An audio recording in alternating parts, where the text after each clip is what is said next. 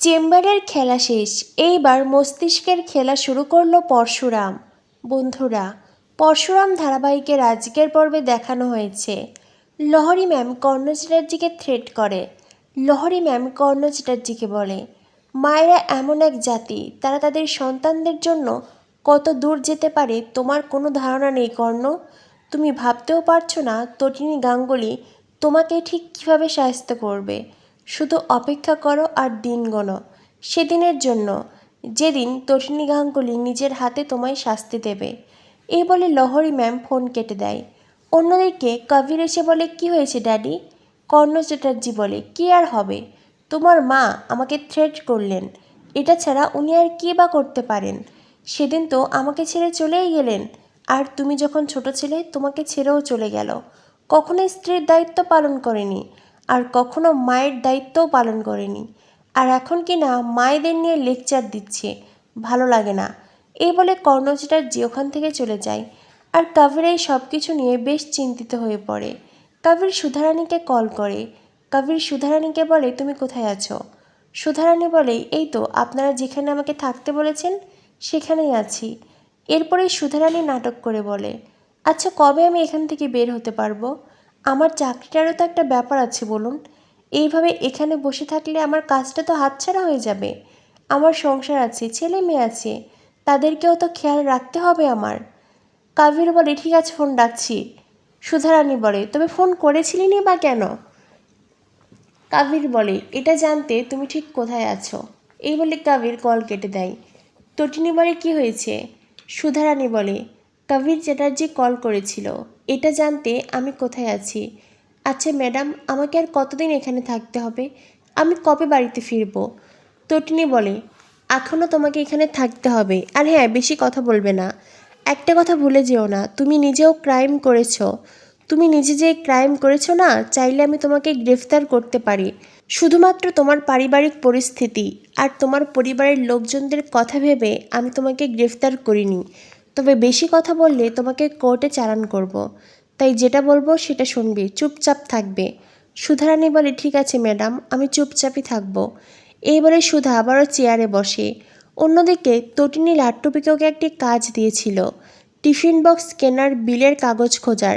আর তারা ঠিকঠাক কাজটা করতে পারলো কি না সেটা নিয়ে তটিনী চিন্তা করতে থাকে। অন্যদিকে লাট্টুপিকেও আসে জিৎ মুখার্জির ঘরে, আলমারি লক করা। আর এদিক সেদিক খোঁজাখুঁজি করেও কোথাও তারা বিলের কাগজ পায় না। তখনই পিকোর মাথায় একটা আইডিয়া আসে। পিকো লাট্টুকে বলে, রাক্ষস দাদু তো এক জামা কাপড় দুবার পরে না, সেগুলো কাচতে ওয়াশিং মেশিনের পাশে রাখে। আমার মনে হয় ওখানে গেলেই, তার জামা কাপড় সার্চ করলেই আমরা বিলের কাগজ পাবো। তখনই লাট্টু বলে, দিভাই তোর মাথায় তো বেশ বুদ্ধি। পিকো বলে, হ্যাঁ বুদ্ধি তো হবেই, কারণ আমি যে মেয়ে। এরপরে দুই ভাই বোনের মধ্যে ঝগড়া খুনসুটি শুরু হয়। ও বলে আমার বুদ্ধি বেশি, আর এ বলে আমার বুদ্ধি বেশি। এরপরেই পিকো বলে, ভাই ঝগড়া করিস না, আস্তে কথা বল, কেউ শুনতে পেলে আমরা আর বিলের কাগজ খুঁজতে পারবো না। এরপরে দুজনে ওয়াশিং মেশিনের পাশে যায়, সেখানে পুরনো জামাকাপড় খুঁজতে থাকে। জিৎ মুখার্জি সেদিন যে জামাকাপড় পরেছিল পিকোর মনে আছে, তাই ব্লু কালার সেই প্যান্ট আর ব্লেজার খুঁজতে থাকে। একটা সময় পরে লাট্টু পকেটে কিছু টাকা পয়সার কাগজ পায়। লাট্টু বলে, দেখ দি ভাই, এর ভেতরে কিছু কাগজ আছে, আর সঙ্গে মানিও আছে। আসলে এরা অনেক বড় লোক তো, ওই জন্য এদের পকেটে টাকা থাকলেও এরা সেই সব নিয়ে চিন্তিত নয়। আর আমরা তো গরিব, ওই জন্য দেখিস না আমাদের পাক জামা কাপড় কাছে, মাম্মির শাড়ি কাছে। পিকো বলে, হ্যাঁ রে ভাই, আমরা গরিব খুব, এই জন্যই আমাদের মাম্মি পাকে এইসব কাজ করতে হয়। আচ্ছা যাই হোক, এখন এসব ভেবে সময় নষ্ট করা যাবে না, তাড়াতাড়ি কাগজ খোঁজ। এরপরেই লাট্টু জিৎ মুখার্জির প্যান্টের পকেট থেকে সেই বিলের পেপারস পায়, যেটা পেয়ে লাট্টু পিকো খুব খুশি হয়। এরপরেই তটিনীকে কল করে তারা জানায় কাজ সফল হয়েছে, তারা বিলের কাগজ খুঁজে পেয়েছে। এটা শুনে তটিনীও খুব খুশি হয়। তটিনী বলে, তোমরা প্রমাণ করে দিলে তোমরা আমার সন্তান, তোমরা পরশুরামের সন্তান। তবে পিকো, ওই বিলের কাগজ খুব সাবধানে নিজেদের কাছে রাখবে, আমি সঠিক সময়ে নিয়ে নেব। এই বলে তটিনী ফোন কেটে দেয়। অন্যদিকে পরশুরাম তটিনীকে কল করে। কান্না জড়িত কণ্ঠে পরশুরাম তটিনীকে বলে, তটিনী, আজ আমি আমার বোনের শেষ কাজ করব। তার হাড়গুলো দাহ করব, তার অস্থি বিসর্জন করব। আর এই সব কিছু শুনে তটিনীও কাঁদতে থাকে। তটিনী বলে, প্লিজ তুমি কেঁদো না, প্লিজ তুমি নিজেকে শক্ত করো, নিজেকে সামলাও। তটিনী পরশুরামকে আই লাভ ইউ বলে। অন্যদিকে পরশুরামের চোখে প্রতিহিংসার আগুন জ্বলতে থাকে। যে করেই হোক বিজন লালকে শাস্তি দেবে সে। এরপরে দেখানো হয় পরশুরাম, বলরাম, মায়া আর সেই সাথে নন্দা সবাই শ্মশানে পৌঁছে গেছে। পরশুরাম নিজের হাতে নিজের বোনের শেষ কাজ করে আর তারপরেই তার চোখে প্রতিশোধের আগুন জ্বলে। বলরাম বলে, কি ভাবছিস? পরশুরাম বলে, আজ আমার বোনের দাহ যেখানে হলো সেখানেই ওই বিজন লালের দাহ হবে, ওকে আমি শেষ করে ফেলবো। অন্যদিকে কর্ণ চ্যাটার্জি জিৎ মুখার্জিকে বলে, কাল আয়ুষীর বিয়ে, আর হ্যাঁ, কালকে সিকিউরিটির ব্যবস্থা রাখতে হবে।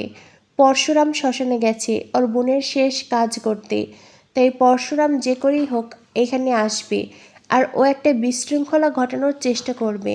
তবে এইবার পরশুরাম আগের মতো স্বাভাবিক থাকবে না, চোখে প্রতিহিংসার আগুন নিয়ে ফিরবে। তখনই জিৎ মুখার্জি বলে, এইসব নিয়ে চিন্তা করবেন না, আমার মেয়ের বিয়ে, আমি তো সিকিউরিটির ব্যবস্থা করবই। কর্ণ চ্যাটার্জি বলে, সেই সাথে আমার লোকেরাও থাকবে। তখনই সেখানে আসে আয়ুষী। আয়ুষী বলে, কিন্তু আমার খুব চিন্তা হচ্ছে, শিবানীর সাথে কাল বিজনেরও বিয়ে হওয়ার কথা। তখনই নন্দিনী বলে, এইসব নিয়ে একদম চিন্তা করিস না।